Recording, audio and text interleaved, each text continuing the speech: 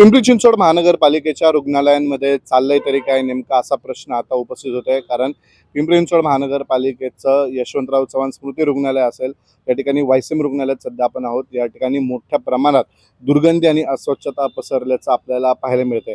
खरं तर वारंवार या ठिकाणी हाच प्रश्नचिन्ह उपस्थित होतं की या ठिकाणी स्वच्छता नियमितपणे होत असते का।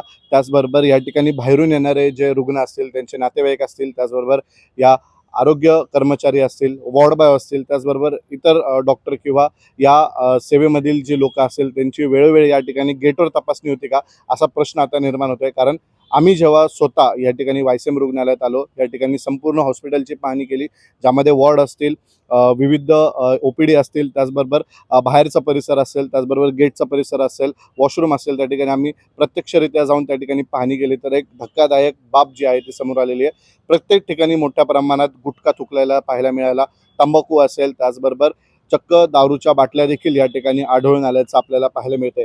यावर आम्ही स्वतः जे पिंपरी चिंचवड महानगरपालिकेचे आरोग्य अधिकारी आहेत त्यांच्याशी फोनवर संपर्क साधला।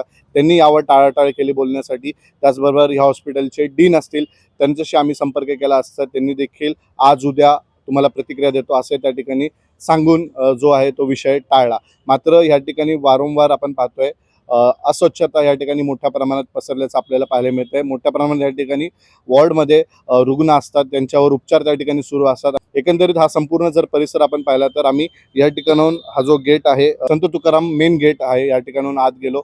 आत जात असताना आम्ही आजूबाजूचा सगळा परिसर पाहिला। त्या ठिकाणी जर आपण पाहिलं तर टोकन काउंटर आहे, त्याच्या आजूबाजूचा सगळा परिसर पाहिला।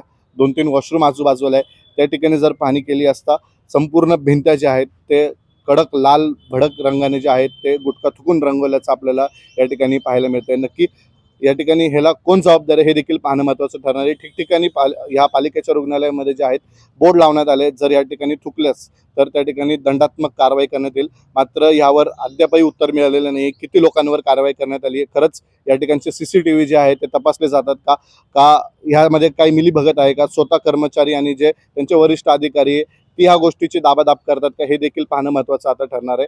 खरं तर ह्या रुग्णालयाच्या मुख्य गेटमधून आत येताना जे आहे सर्व कर्मचारी असतील, त्याचबरोबर जे बाहेरून येणारे नातेवाईक असतील, ते रुग्ण असतील, त्यांची खरं तर त्या ठिकाणी चौकशी केली पाहिजे, तपासणी केली पाहिजे। जर गुटखा, तंबाखू किंवा सिगरेट किंवा दारूच्या बाटल्या आढळल्या तर त्याच ठिकाणी जे आहेत ते जमा केल्या पाहिजे। मात्र असं कुठेही होताना आपल्याला पाहायला मिळत नाहीये। खरंच या ठिकाणची सुरक्षा यंत्रणा तैनात आहे का, असा देखील प्रश्न या ठिकाणी उपस्थित होतो। ह्या स्टिंग ऑपरेशनच्या माध्यमातून आमचं पिंपरी चिंचवड महानगरपालिकेचे महापौर असतील, त्याचबरोबर आयुक्त असतील, त्यांना देखील ही विनंती राहणार आहे की लवकरात लवकर याच्यावर जे आहे योग्य ती कारवाई करण्यात यावी आणि जे कोणी यामध्ये दोषी आढळतील त्यांच्यावर कठोरात कठोर जी आहे ती शिक्षा करण्यात यावी। व्हिडिओ जर्नलिस्ट भानदास शिवरायसह प्रसन्न तरडे, आपला आवाज, पिंपरी चिंचवड।